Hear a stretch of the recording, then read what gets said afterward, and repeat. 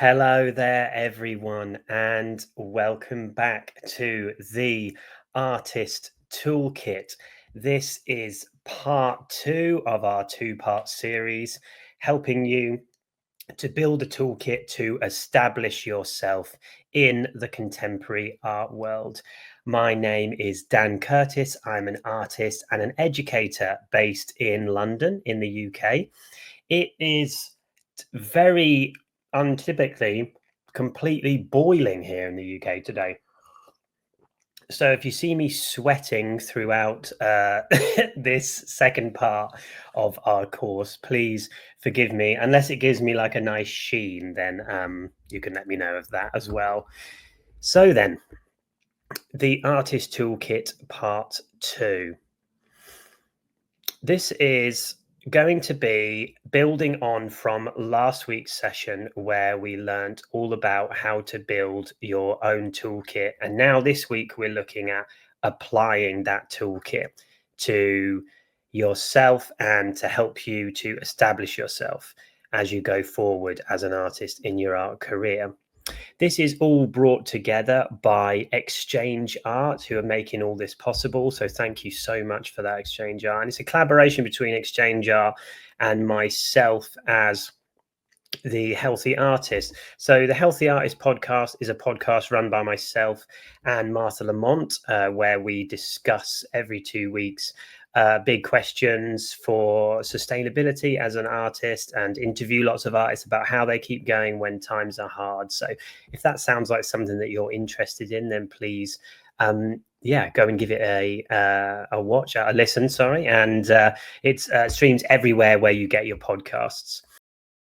Last week we established our toolkit, and here it was in the final. If you're watching back the recording of this one and you weren't you missed the first one, I recommend going back watching the first one first to see how we put this together and then carrying on with this one. But if you're watching this live for the first time, didn't see last week's, that's all good too.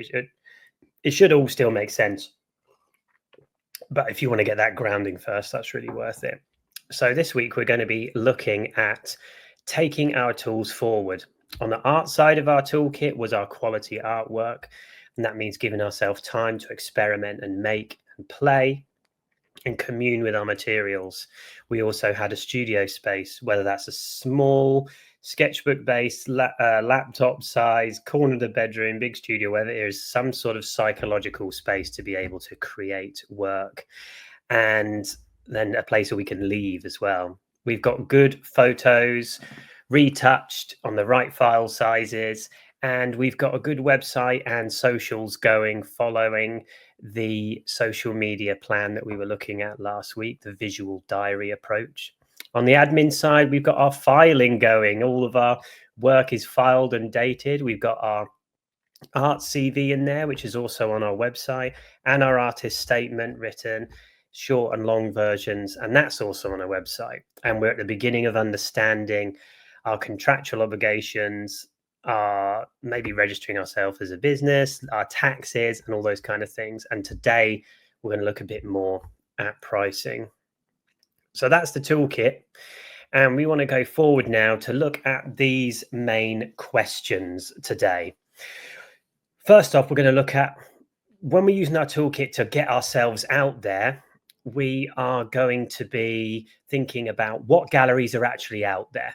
You know, what are they doing and how can I fit in and what's right for me?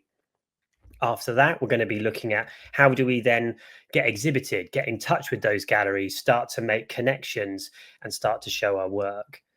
From there, when we've got our shows going, do we actually work well with a gallery, that we understand the business and the legal side of it and how to make the best impression, and also make sure that your exhibitions aren't just a kind of one night wonder, but that they work for you in terms of longevity.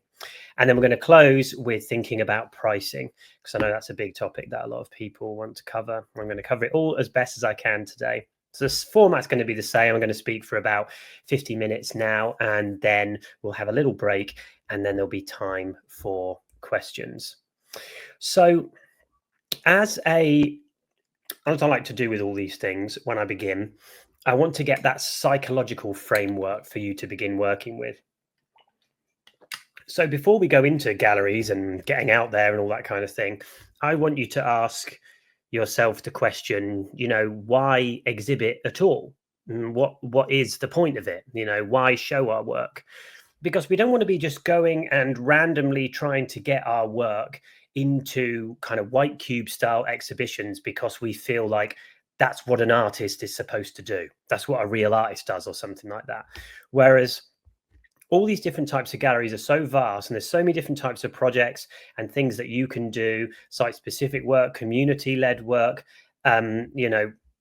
education based, performance, protest. There's so many ways of approaching it that actually, in a kind of traditional, or maybe like a viewer you've got of a gallery as a white cube, might not actually fit your vision at all. So you want to ask yourself and get kind of intentional about what's the point of exhibiting in the first place. I'm going to read a little section from this great book, which is called What They Didn't Teach You in Art School by Rosalind Davis and Annabelle Tilley, two artists and great educators as well. And they approach this question in a really nice way.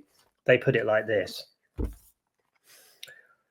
exhibitions are an important way to build relationships, and they can be a key aspect of your artistic career. Any exhibition should be understood as a collaboration in which you are working with a gallery, an arts organization, or other artists towards a common goal. Your goal could be a critically acclaimed show, or an ambition being realized, or sharing your work and simply finding new audiences. Whatever it is, an exhibition is more than just putting your work in a gallery. Yeah. It's much beyond that. And we need to think of it as this kind of collaborative space to grow and practice, not sort of a final thought for the work, but as an extension of our art practice itself. They then go on to say reasons why artists might exhibit: to create and realize new work, to challenge the way you develop your work. If your practice is site specific, then you can, develop new concepts and ideas and show this new body of work. To expand your networks, to introduce new audiences to what you do, to try and get some specific press coverage, to help build your professional reputation. And that helps depending on which gallery you're going for. To forge a community of artists with whom you can have a critical discourse, to broaden your horizons. So you've got the opportunity to work with new people, to learn how the art world works, to gain feedback on your current practice, or to sell work and attract a commission. So we've got to understand that, showing art is not just about this sort of end product, like I was saying, or a way to get sales. Exhibiting is something that is an extension of your practice, and there's so many ways to think about it.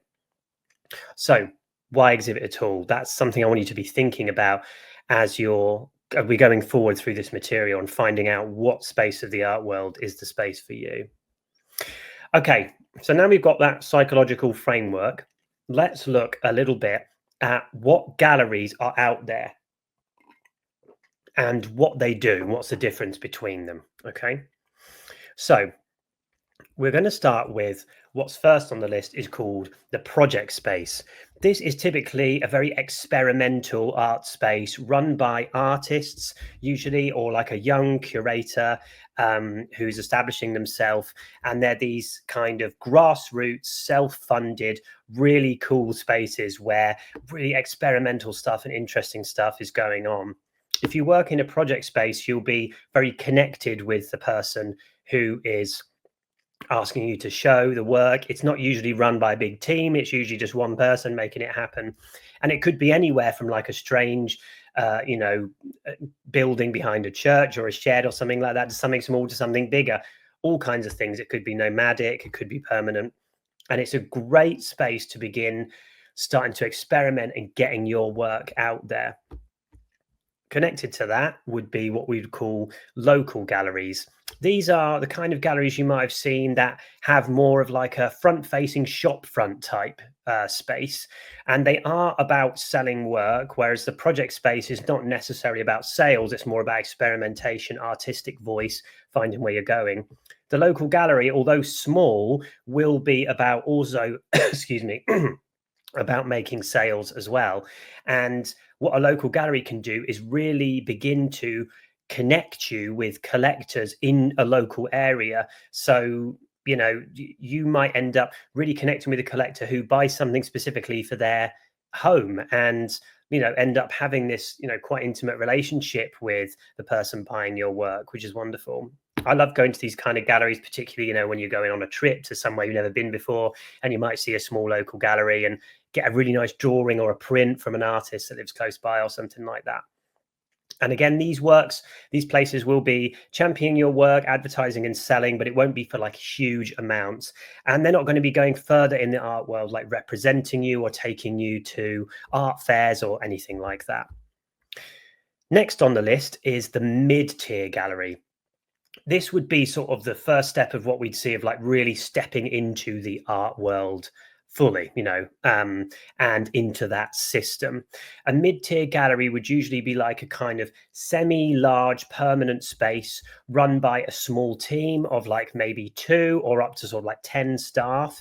And that could be a curator, director, and other assistants and things like that. And typically these kind of spaces are going to be helping they're going to be finding young early career, not young necessarily, I meant young in their career, not young in their age, but early career artists, and helping them to grow their work, and then maybe moving into representing them. So representing an artist means that you have signed a contract with the gallery, and then it's their obligation to exhibit, promote and sell your work. And also, if you're with a really good mid-tier space, it will turn into a lifelong, relationship between you and the director or the curator, where they really help to inform the kind of work that you're making. And especially you'll be getting a solo show there every couple of years, and maybe in group shows as well. And they can really help you to build a narrative around your work, which is wonderful, and make it a lot clearer because they'll have that expertise. And also they'll be going that step further and taking your work to art fairs. They will be representing you at those art fairs and selling work for you at those art fairs. And that will also mean that they will take a cut of your sale, and there will be contractual obligations there, which is great. Again, it is more like on the project space side still, so there will be some cutting edge shows, some cool shit happening, but it is also more on like getting those sales as well to keep functioning in the art world. So that'd be the mid tier. After that, I've got something what I've noticed recently a little bit more, which is what I would call the nomadic mid tier, and that's the same as the mid tier, but with the how expensive things are going at the moment. That is a space that moves around. They don't have a permanent space. So I went to a gallery last week. It's called Tangley Gallery, which is really cool here in London, and they just have one space that they rent quite often, and then they just move around, and they can also move around the country or go to different countries and try different stuff, but they still offer the same amount of curatorial expertise and selling that a mid-tier gallery would. But it's quite an interesting model now that things are getting harder, particularly in places like London, bigger cities, to afford spaces. After that, it would be the blue chip gallery. Now, this is what we'd call a sort of like monolithic galleries, huge galleries that have big sway in how artists' prices are affected, and they are usually not picking up new artists or people who just graduated or people who are early on in their career. They're going to be dealing with artists who are much more established, maybe even who are extremely established or have passed away, and they're managing their estate. So you're going to get still these sort of mid-career artists coming through. They're really going to be putting a lot of backing into them to take them up to that next level. And those kind of spaces will also be selling in what's called the secondary market. They'll be buying art and taking art to auction, and it'd be moving from collector to collector, joining bigger investors and collectors to your work, things like that. And that's taking it to this kind of bigger level. And bigger, I don't mean bigger as in terms of success or better. I mean literally in terms of like financial, and also sort of like the sway that your work has in terms of its vision in sort of art history. And There'll be not as much connection with the gallery in this kind of space. There won't be that deep, we're in this together, we're working. There could be a team of up to like 50 staff or something like that or more. And there isn't that same connection with the audience. So that's an important thing to note with a blue chip gallery. So I think for most of us who are wanting to create a sustainable career, particularly in the art world where we're selling work and showing work, then we're aiming to be in that kind of mid-tier gallery bracket. Maybe being represented, it might not be for you, might not be for us. So if you're into the kind of art world focus, particularly, white cube focus, then this is where you'll find yourself, I think, and that will give you a really great space, particularly if you've got a great gallery that you're working with. They're going to be really expanding your work. There's also a note here to say on some other kinds of spaces, museums and institutions, that's things like the Museum of Modern Art, Tate Britain, all these kinds of places, big institutions. They do sometimes buy art, for collections, and they have things like that, but it's not in the same way as like a blue chip or a mid-tier gallery. And they will be kind of commissioning artists and paying them to put on specific types of shows or showing their large collection, or working with specific communities and, the ethos of the museum, for example. There'll also be commissions. That might be a way you find yourself, artists, people specifically asking you to do certain things for them. Or like, say, we're wanting a sculpture that responds to this new building project, or we're wanting something in this park that children can engage with. We're wanting something in this sculpture walk through a forest, all this kind of stuff. That's on the commission level, which operates sometimes outside of galleries, but sometimes galleries can connect you with those opportunities too. Also, digital and online galleries becoming much more popular and important these days. And that could literally be like walking around a kind of digital space, or it could be, simply a website that, is just put together really nicely. These can give you great opportunities to connect with other artists, particularly if you make digital work.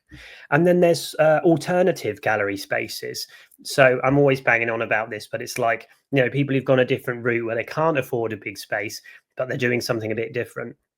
For example, this is Picnic Gallery. This is the gallery that I co-founded in London with the amazing Alice Bono. And we ran this for 2 years. And it was in what is essentially a very thin but very long advertising space that was being unused in a shopping centre in one of the kind of very creative artistic areas of London. And we invited artists there to, respond to this strange space and to create new work. So this artist pulled together this show where they don't paint any of these objects yellow. They find millions of objects that are exactly the same color and put them all together. And then I showed Rosie McGinn here as well, who's brilliant, who this was a blow up piece that kind of deflated and then inflated again and shouted as if they just won the big prize at the bingo. It was to do with working class culture, and we're in a very working class area with the gallery, so it was great. You can do all these kinds of things with alternative spaces. And I've talked about this lots of times, but a friend of mine at university had a great gallery called Wallet Gallery, which she just had in her back pocket. And the little plastic sleeve of the wallet was the gallery space. And she got artists to put artworks in there. And then you'd have to say, hey, can I see the show? And they'd get it out of their pocket to look at it. And it got loads of conversations going. And it was just fantastic. And it was like, anyone can achieve something like that, something small, something local, something, transportable, and it gets great connections going. So really good way of thinking about things alternatively, not just for something you could engage with, but something maybe you could create yourself. Then there's also hireable spaces. It's important to remember that we don't need to wait for the art world to hand us, exhibitions. While we're doing all this stuff and making these connections, let's hire spaces. Let's get a bunch of artists together and put something on. There's plenty of these spaces around. It could be anything from a hall that's local to you, or a more bespoke like gallery hire service, anything like that. Make things happen for yourself. Why not? Why wait? Okay, so now we've got an understanding of all the different types of galleries. We're going to begin to ask the question, how can we use our toolkit to connect with those galleries? Okay, let's strap in. A lot of information coming. I'll go back to my teacher days again. Let's shake it out a little bit, children. Let's move our shoulders a little bit so we're focused. Okay, how to connect with a gallery. So It's really, really important to know that there is really no sort of secret special formula that I can give you or something like that to make a gallery really notice you or really listen. It really just comes down to, and I'm totally honest about this, just being a nice person.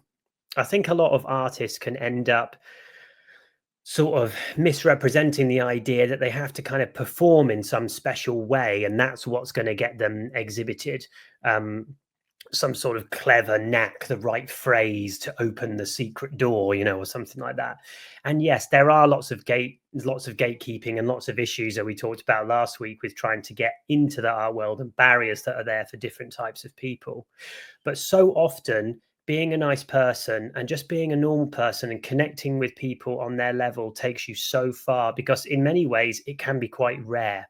So I want you to have that as the primary bit of advice if you signed up for this course, is being a nice person is your key. Yeah, but just don't forget it. We're all people. We're all normal. We're all trying to connect with each other at the end of the day. That's the main thing, isn't it? So let's look at thinking about that. Let's look at how you can begin to connect with a gallery first, and then let's look at how a gallery might begin to connect with you in the opposite direction. So you towards the gallery. The most important thing when you're trying to connect with galleries is doing your research properly. I cannot tell you again, I've said this before, but I'm having run galleries and worked for many galleries in the past. I can't tell you the amount of times that it's so obvious that when someone's messaged or emailed or sent something to the gallery, that they've done absolutely no research about what the gallery does, that they don't know anything that we have seen, and anything that we're interested in, and they have just scatterfired an email out with a kind of insert gallery name here. And why waste your time as an artist going to galleries and trying to connect with places that have no interest in the types of work that you're doing? You might go there for a visit, but we're not going there to try and make connections. It's not the same. And why waste time sending stuff out to galleries that don't even take submissions, for example? Some artists don't even do that basic research. So how do you begin to find the ones that are right for you? Well, I would say you've been building that social community, maybe online or looking at what's around you. And I would say that you should be stalking the artists that you love, and especially those who are like your peers or a little bit further on, who are showing maybe a fair amount during the year. And where are they showing? Start looking up that gallery, learn the name of the curator, the director, whoever else works there. Then start showing up to their shows. And I often, I sometimes go to private views, not very often these days, but I'll go to private views if it's like a specific person that like an artist that I support, or it's like a friend. But most of the time these days I go during the week when it's quieter, and that's a much better way for me to see the work. But also it's much more likely that I'll get a chance to chat with a curator or something like that. And if I keep showing up to these things, well, that's me. They know who I am. I'm still coming, and I talk to them and ask them questions about them. Psychologically, people will remember you more if you ask them questions about them rather than talking about yourself. And that's where we want to be when we come into a gallery space. You could even rehearse or write down things beforehand if you get a bit flustered in the environment like that, and just questions like, oh, it's a really great show. How did it come together? How are you feeling about it? Have you worked with the artist before? Is this a new thing for them? I love how this is hung. How did this work? All these kind of questions show deep respect. And also you want to do it just because you're interested as well. So research is the primary thing. Next, showing up. And that's showing up, as I say, in every single way possible. And then using your online presence as you show up as well.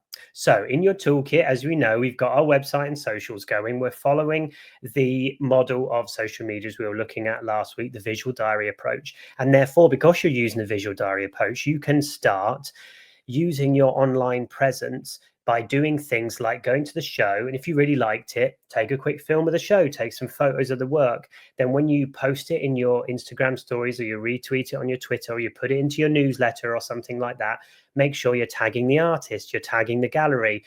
Then they'll see that you did that. And then you never know what opens up. I speak to so many artists that way, just by sharing their work, and then they're like, "Thanks so much," and then I'm like, "Oh, I love your work. This was a great show. I'm going to go back again next week. In fact, are you going to be there?" And that's the next thing: artist meetups. I'm actually going to go in on Wednesday. Are you going to be around? Oh yeah, I will actually. Oh, I'd love to meet you. And so on and so forth.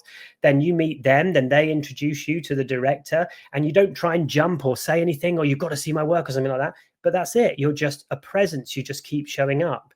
And that builds and builds into a beautiful community that you can work with. And then it builds into opportunities. I can absolutely promise you this. Yeah.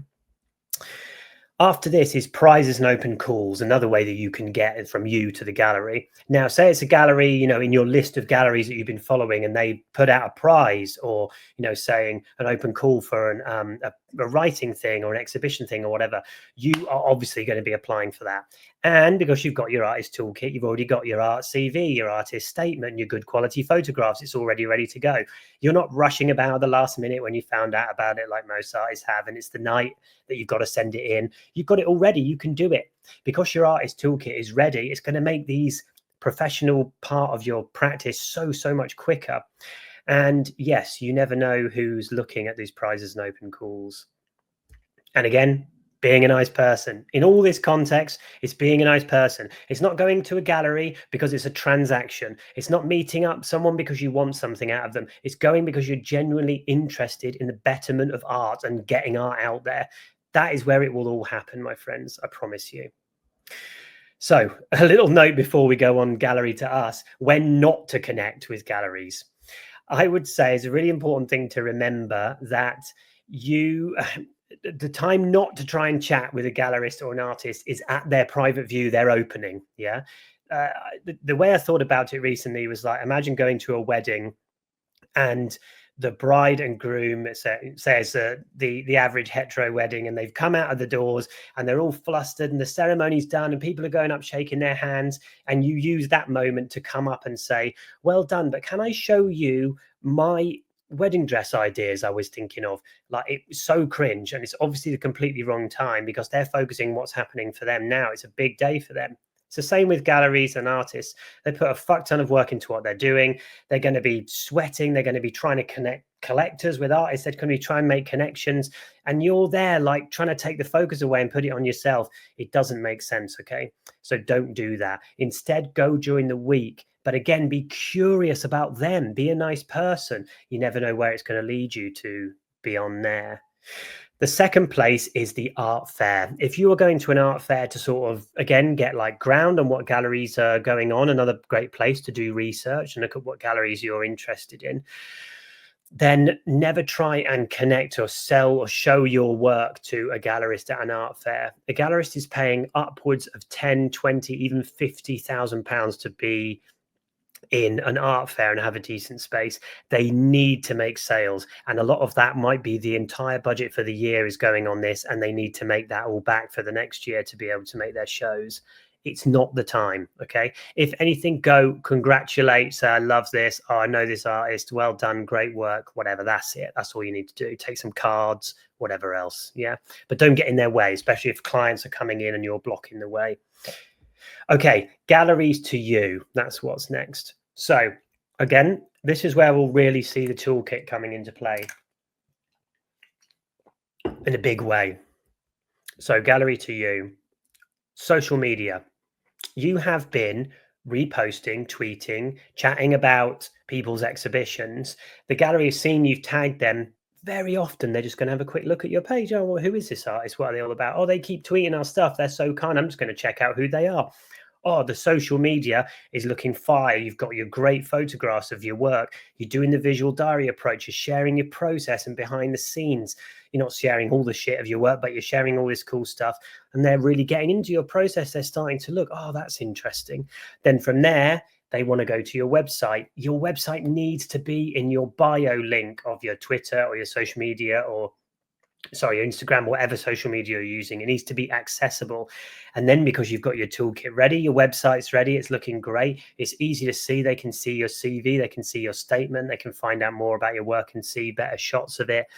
That, my friends, is where The work is happening behind the scenes. We've already done the groundwork, and we don't know, just through making connections and what we're doing and building community, we don't know who's looking in the background.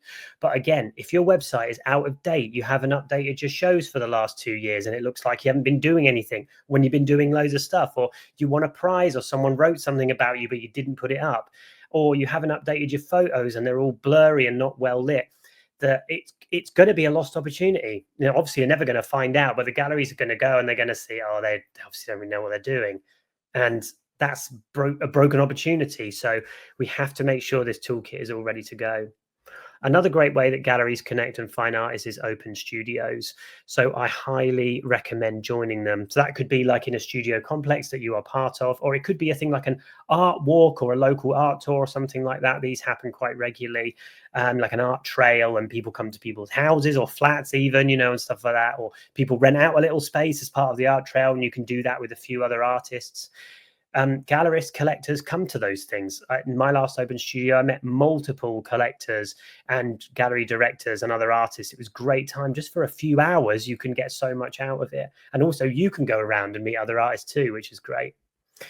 Next is prizes. Now, this is a clever one because you've been applying for these prizes, but also there might be a gallery or a space that's running a prize, but one of the selectors is an artist or a curator that you're really interested in. It's worth applying for the prize to get your work in front of them. And again, because you've got your toolkit there, everything looks professional and brilliant.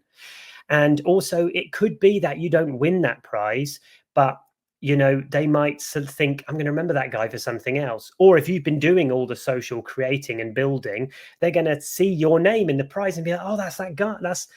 That's that woman. She's constantly, you know, retweeting our work. She's constantly sharing. I remember them, you know, and it's going to come up in that way. So always be looking for that.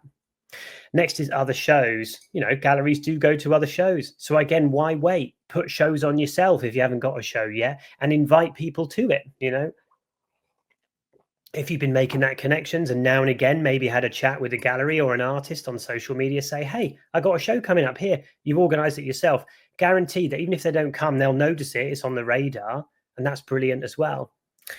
Okay, so that's gallery to you. The next then section is the business of working well with a gallery. So we're at the stage, you've been doing all that good stuff in the background, you've been making those connections, you've been carrying on with your work, showing up to all those places, doing that research. And now, hooray, you've got it. Someone's reached out to you and say, hey, I'd love to put your piece in this group show I'm doing. I think it would really fit with the ethos of what we're doing. Again, because you've made those connections of artists and galleries who are interested in the type of work that you're doing. And you've got that show happening. How can you make sure that it goes well and you end up working well with a gallery and leaving a good impression and building a lasting relationship? Okay, here we go. Business time. So professionalism, friends, professionalism. I know I keep saying this kind of stuff, but basic professionalism in the art world will take you so far. You won't believe it. Because again, the kind of stuff I've seen from artists and the kind of way I've seen artists behave is unbelievable, like what can happen in this space. So the basic of professionalism, and I mean doing things when you're asked to do them, being timely in your responses on email, turning up to stuff you've been doing, getting things done and sent on time, being there, being present, talking in the right manner. It all takes things so far. So do not forget professionalism. Connected to that is read your contracts. Now, this is really important. So, you know, when you are with a mid-tier gallery, this won't be happening with a, you know, a project space or something you've organized together. But when you're coming to a mid-tier gallery, get really on the kind of clear footing of exactly what they're doing and what they're all about, just to be sure. I mean, you know, there are scams, there are crazy stuff out there. Often if you've done the research and showing up, you'll know, but make sure you're reading the contracts fully and understanding what they're doing. And connected with that then is understanding consignment. So when it comes to showing in mid-tier galleries, what you'll be doing is consigning. That's kind of like handing over your work to the gallery, usually for the period or maybe a bit longer of the show that it's in. Unless they're representing you, they might keep in storage or something like that. But they're usually consigning it for a certain period, and then it's up to them to sell it within that period, or not. If it doesn't sell, then you'll be expected to bring it back, or take it back to studio or whatever else. So that's what consignment is. And then connected to consignment then is understanding what's the split between you and the gallery. A very common thing is about 70-30 between 70 going to you, 30 going to the gallery. And if that sounds like crazy too high, you've got to understand that if it's a good gallery that you trust, the amount that they're going to be giving you is huge. Even if it's a 60-40 or a 50-50, if you really trust the gallery, then I wouldn't be going any higher than that. But if you really trust the gallery and they're going to be bringing something to you that you would not get anywhere else, then that's brilliant. And hopefully it's a mutual relationship that you're building. You've really got to think about when you're working with a gallery is production and delivery costs. This kind of gets forgotten by a lot of artists, and it's that say you're a printmaker. Is the gallery expecting the work to be framed? And if so, are they paying for that framing, or are you paying that? And a lot of times the gallery might pay for the framing of work, but then if the work doesn't sell on consignment, they expect the artist to then pay that money back that they put into the work, or they expect it to come out of the sale. So you need to remember, if you've kind of forgotten what your split is because you've not been reading your contract and production costs are coming out of the sale, you might be thinking, oh, I'm making £2,000 from this sale, but you're actually making like £1,200 or something, or less, and you've like budgeted on the basis of something you didn't understand. So again, you've really got to be upfront and understanding what's going on with all these consignment and production costs. Also, is the gallery paying for delivery? Again, if it's a project space and you could be just everyone, doing a group show, chipping in money together to get a van and making something happen. That's brilliant as well. When it comes to a bigger space, they might be expecting you to do that for yourself, or are they paying for that? And again, you want to factor that in so you don't get, down for money. Understanding your pricing, and we're also going to do a bit on pricing in a minute, but you really, want to get to grips with pricing well. And that's important again in terms of your contracts, and that sets the professional precedent between you and the gallery. Be clear. That's the last thing in kind of all of this. It's like really understand what's happening. And if you're not sure about anything, just ask. Don't just go on ahead or get starry-eyed because it's a gallery and they're so amazing, and then you didn't read the contract properly and you've missed things up, that kind of thing. So be clear. And then I would say go the extra mile. It's the same thing as professionalism and being a nice person. If you can show up to every event, if you can get to know the names of everyone who works in the gallery, even the staff or the people who are helping to install the work, if you turn up one day on the install day with some muffins to hand out, if you really go the extra mile in the promotion on social media, if you've got certain skills that you could use, like video making or interviewing, or saying like, can I kind of like do a talk maybe, or offer to lead something like that, or lead a tour for collectors or something? Go that little bit step further. Why not? You got this one chance for this show, and that's going to stick in the mind of the gallery, particularly the first time working with you, and they're going to want to work with you again. And of course, things get around between galleries. If you're a dickhead, that's going to get round very quickly, between galleries, and they're going to notice your name and what you're doing, So remember that. The main thing to say is make it easy for a gallery to work with you. Make it so easy that they're just like, oh, great, I can't wait to work with that artist again. Or, oh, yeah, I'll ask them to be in the show because when we worked with them last time. Don't be a diva. Don't think that you're on some sort of next level compared to the gallery and everyone owes you something.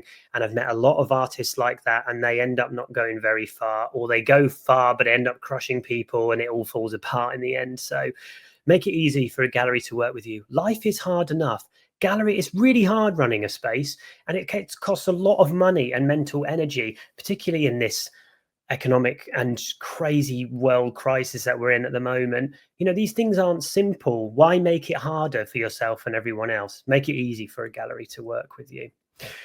Now, there's a lot more that I could say about what to do before, during, and after a show to make it like really explosive and make sure loads of people come, and how to advertise and posters and stuff like that. But we would be here for like another few hours. But I did make 2 videos for my weekly live stream artist questions, which I do with Exchange Art as well. And it's on this channel that I'm streaming from now, the Healthy Artist YouTube channel. And there's one on how do I get my work into galleries, which is an expansion of what we've just been talking about, and how do I make sure my exhibitions succeed. And that's all about how to make them, make sure lots of people come and getting them on art listings websites and all this kind of thing. So do go back and watch them. I think they're really useful, and I think you'll get a lot out of those. And particularly when you've got a show coming up, go and watch that second one, how to make sure my exhibitions succeed. A couple of warnings before we go into the final section and we have a break. First off is please be aware of scams. The social engineering of exhibition scams has got very, very complex and very, very highbrow of late. But I would say a good way to understand if a gallery is for real or not, before you get in starry-eyed, is to look at the kind of things they're saying to you. So, for example, this happens to a lot of people who are just sort of starting to make some moves on social media. Maybe they've had 1 or 2 shows here and there, or they've just graduated from university. This is a big time it happens if they went to art university. You'll suddenly get a flurry of emails that will say things like, saw your work at blah, blah, blah show, think you would be great for this show that we're doing in Paris this year. And here's in more information. Let me know if you want more information. And it's like, oh my gosh, I can't believe it. I'm already getting picked up. I'm already going there. And it's all running a bit too fast, right? And then what will happen is it will be going along looking great, and then suddenly they'll send you the price list, which means like, okay, here you go, it's going to be such a great opportunity, we're going to be bringing collectors from all over the world. Last time we had 2,000 people turn up to the show. It's all bullshit. Yeah. And then what they'll do is say, oh, but by the way, it costs £1,000 to show with us, but you will make that money back, or £2,000 for this if you want a bit of a bigger space. And of course, a lot of artists end up going for it thinking, yeah, I'm going to invest in myself, try it. And they haven't really got that £1,000, and they may be borrowing it or whatever.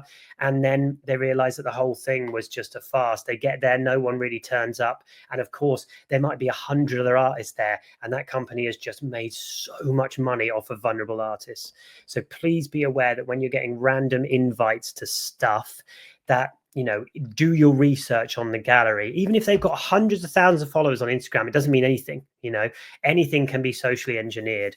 So just check, go through their website. How do the shows look? What kind of artists are they showing? Does it look like that, not that quality that you want? Does it look like everything's a bit DIY? You can be aware of it. Yeah. And what kind of reputation have they got? Are they written about anywhere? That kind of thing. So be aware. And again, also, even with a good gallery, or the gallery that you thought was good, be aware of lack of communication. I've learned this the hard way, even this past year, where I thought I was in a really good group show at the beginning of the year, and then the gallery stopped communicating with me, but I carried on making the work thinking, oh, they're just busy or whatever. And then suddenly I got an email from someone saying, oh yeah, the show opens on Saturday and apparently you're in it. And I had absolutely no idea that it was even still going ahead. I didn't have any of the work ready, anything like that. And then I contacted the gallery, and they were like, oh yeah, you're not in it, but we accidentally put your name on it, blah, blah, blah. And all this lack of communication and difficulty led to this, like me wasting a lot of time making work and having not really signed anything, but just getting excited about the show.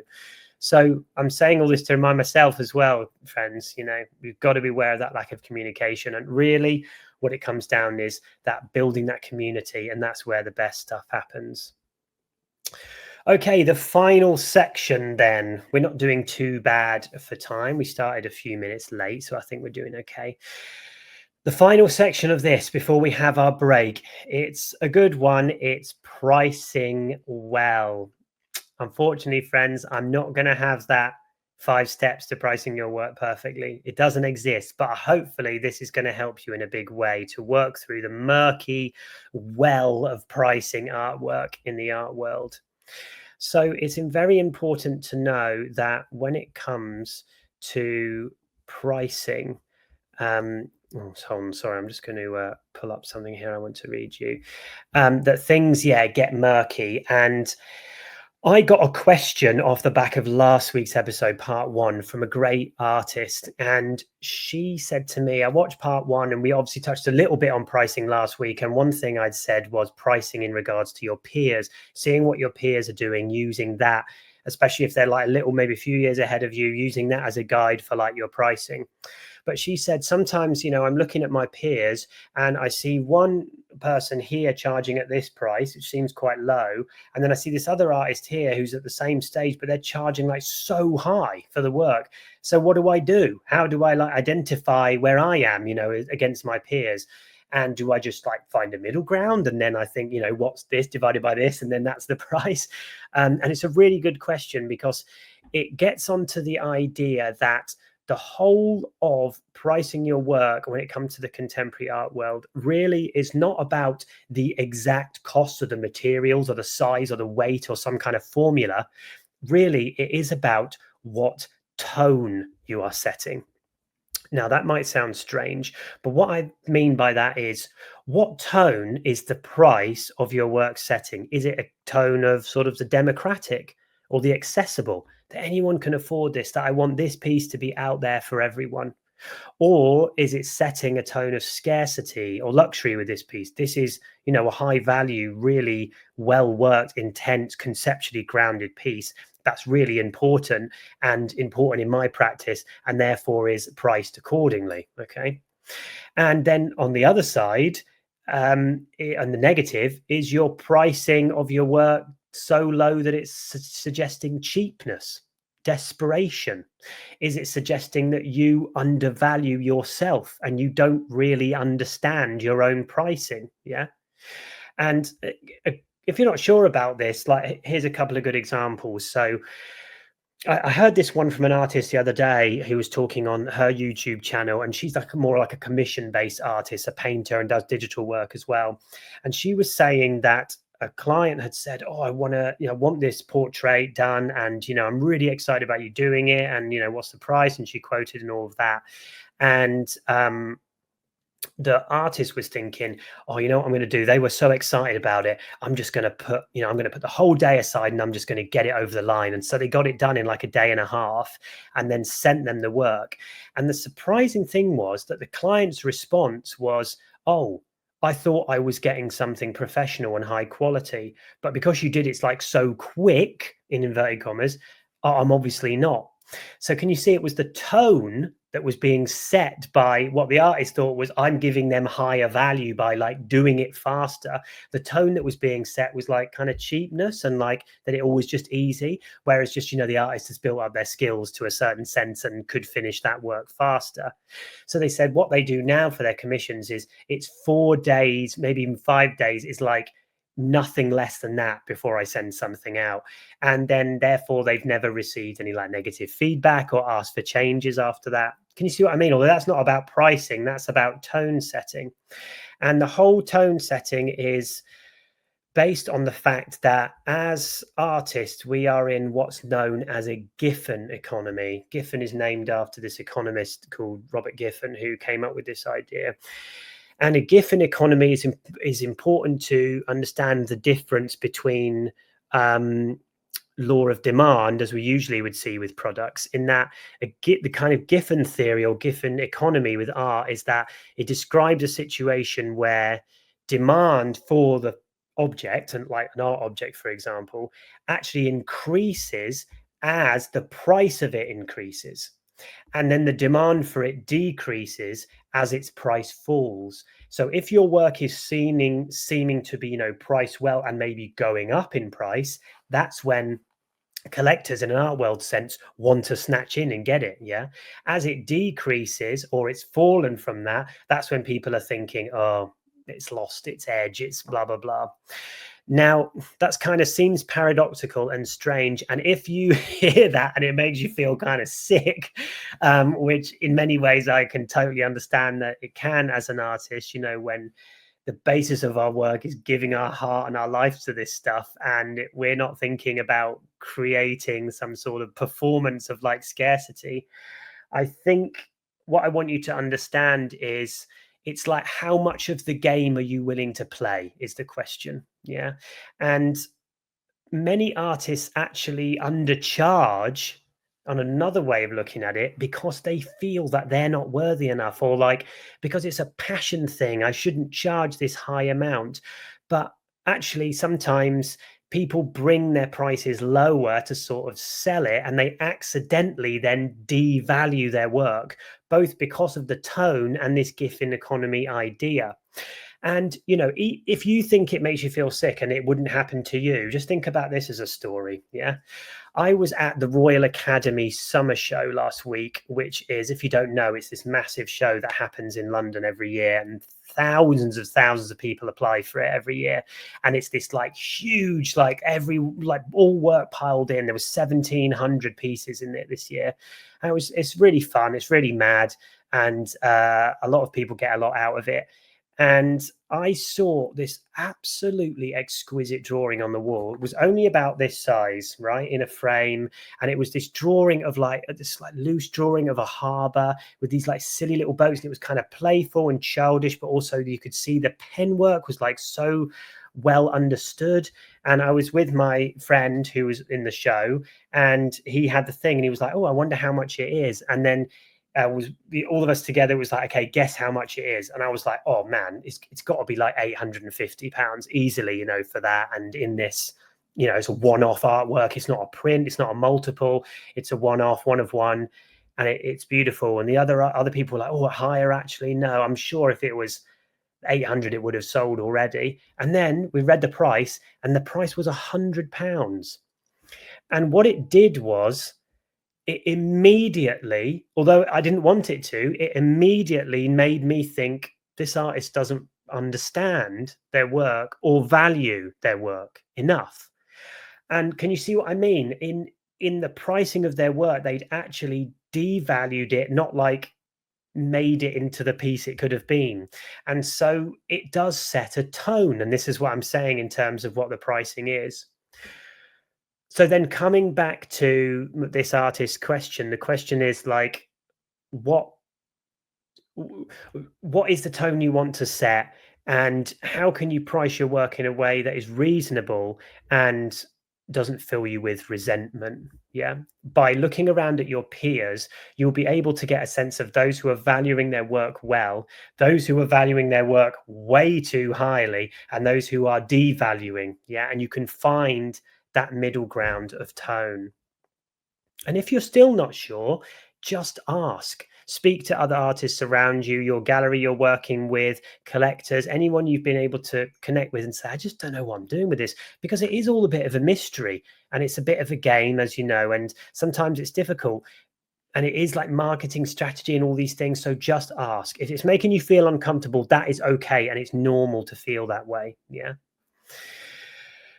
Okay, the other thing I want you to think about when it comes to pricing before we finish this section and have our break is production costs. You want to remember that when you're pricing your work, that you want to be pricing in the sense of the tone, but also if it is expensive materials, or you want to continue having a sustainable career and making those things, you need to cost for the production of the work as well. So, and that's not saying, oh, more expensive materials are naturally then more expensive in price, but you need to be able to have a sustainable setup if you're going to keep making this work. And there will be times when you're making work with more high value materials and lower. It doesn't necessarily change the pricing all round, but if you want sustainability, you need to think about that. I also want you to again think about your filing, your savings, and your taxes, so that when it comes to making sales and you have got over the line and you've made that sale within the gallery context, that you are putting everything into file, that you are keeping a record, that when you've told the gallery how much something costs, you haven't then forgotten later what you said. You've got it in a and then mispriced it or whatever else. You've got it in a spreadsheet or something like that, and that you're taking the portion from each sale for your savings or your taxes, or both, ideally. So you're not seeing a big 2,000, 5,000, 10,000, whatever thing, and thinking 10,000 I can, this is how much I can do. You've got to remember, what's your split, what's the production costs, what's the delivery, Where am I taking savings taxes? Be realistic, yeah, and don't leave that all to the last minute. In the end, it's again about what we're willing to do to play the game. And it's funny because we need to be, and this is the final thing I'll say before the break, we really need to be content, friends. I'm really speaking to artists here, with emerging slowly. There's a whole big chapter on this book, which I talked about before, and I'll talk about in a bit, Navigating the Art World. Talked about that last week by Delphian Gallery, talking about that people are not content with emerging slowly, but it's really important. And that's for lots of reasons. Our work is going to take time. Building good exhibitions is going to take time. It's not going to happen just on the first go. We need to build up that understanding, that etiquette, that the way that we're doing things, just like all other artists and galleries have had to do over years. And you don't want to be astronomically growing too fast. I know so many artists who have given up because they've emerged too quickly. And it happens again with the gifting economy, because things like an artist gets picked up early by a blue chip gallery, and then therefore their prices are massively inflated. But then for some reason, not all of the work sells. The gallery, tried it and it just didn't work. And then now, once your prices are so astronomically high, you can't bring them down. And suddenly you're stuck in this limbo of being too expensive, but no one wants it because it's become devalued. And it's that story where you've kind of a sad story where a lot of artists then just pack the whole thing in because they got sort of sucked into the, thinking this is it, this is what I'm all about. But it's remembering, friends, that that's not what the process of our art is. That isn't the reason we want to become artists, to kind of work as best we could in the gifting economy.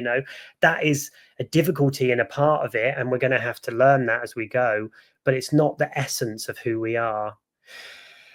So that's the Artist Toolkit, friends, part 1 and 2. I hope that's been helpful for you. And my closing line is, don't wait. As I said last week, there's no such thing as the art world. There's millions of communities and little art worlds all overlapping with each other. And we're not here waiting for the art king or the art queen to, bestow upon us success. We are fucking carving our own path. We're doing whatever the hell we want and however the hell we want it to look. And that's the joy. I read this great quote the other day by Daniel Kaluuya, who's a British actor, and he was being interviewed about his early days as an actor, and saying that when he was kind of contacting agents and trying to get into shows and getting rejections and all those kind of things, he didn't just wait around in the meantime for that. And he put it as, he said, because if I don't do anything, I'm just getting better at waiting for a phone call. And I don't believe in waiting for a phone, is what he said. Because when I'm making stuff and keeping going, even if I'm not getting the big jobs or something like that, I'm still growing in my craft. And then it was worth it every time. I'm not sitting around waiting, not growing. So that's a big message I want to leave with you today. As you can navigate the art world, there's going to be barriers and difficulties and struggles, but just keep making and keep going and keep growing. So let's see what we got here. Thank you for just comments throughout as well, people enjoying it and everything. Really appreciate that. I think there's almost 150 of you here today. That's very exciting again. So thank you so much. So Anne has a really, really interesting question here that we'll bring up now. So she asks, what happens when you are part of a commercial gallery that has changed ownership but is not up to par as of previous owners? This sounds like you're speaking from personal experience, I'm sure. Let's see what your next comment says. In terms of shows of quality of work from artists, there's no real editing. Seems the goals have shifted. I've decided to stay because I'm building myself up, but I'm worried about that reflecting on my own work. Wow, I'm just having a sip of tea for that one. Very, very interesting situation. And in many ways, it's like, I've never been through that myself, so I can't say this is what happened to me, but I would say a few things. what came to mind first was if you are feeling that that it is no longer representative of your values as an artist and no longer representative of the journey that you're taking, then it is totally fine to leave that gallery space. And I would say it would be looking at what your contractual obligations are. Obviously, I don't know that, and you don't need to do that in the comments now. That's if you don't want to, that's fine. But seeing what is left, what's being expected of you, if there's any work that's kind of being left with them, if you would move on, that kind of thing, what the consignment situation is for your work, all that sort of stuff. And if you read the thing, it sounds like they might not even have that together. They might not have even thought of that themselves. But if you read that and now you're a little bit worried about what you're reading or you're not really sure, then I would definitely, before you take any steps, consult with an art lawyer or an art specialist in that way. In the UK, there's a great website called ArtQuest. They have a whole art law section, which is helping artists through complex situations like this. And you can book for kind of free advice and one-on-one discussions. So I would do that, if there's something that makes you worried about next steps, and just getting that advice. And am I being mad, am I being crazy? You're saying here it's contract per show, and so then is the question, I guess, more like you're almost not wanting to offend them in a way, isn't it, by leaving them if they've done a lot for you in the past, but then you could see how sticking with that gallery might look bad for you if they are doing a bad job with shows. I would say totally fine to get out there. The question, I wouldn't leave it to the future, like, but what if it gets better? But what if, if it's not aligning with your values, feel free to leave and move on. I think it's for you, it's making art that's in line with the values that you are setting yourself. And it's not saying that, oh, as soon as anyone says something weird in a show or anything is not sure about, that you just dump everything you do in life. We move on gallery to gallery. But if it really is like, you're seeing a massive drop in quality, then yeah, I feel free to no longer be part of that for sure. Because in the end, it's your work that's at stake, isn't it? But like I said, if you feeling like you need that little bit of step extra, then something like ArtQuest, or I don't know where you're based, but something like that, or speaking to other artists as well, that would be really great. Thanks for that, and that's really powerful and honest and open question, and I hope I've dealt with that and done some justice to it. Okay, let's have a look, and feel free to back up Anne as well. I can come back to it in a minute as well. I've still got a few minutes left. So Duncan Brown from Duncan Brown Studio, he's saying, I have a background in web and marketing. Great news. That's a good position to be in.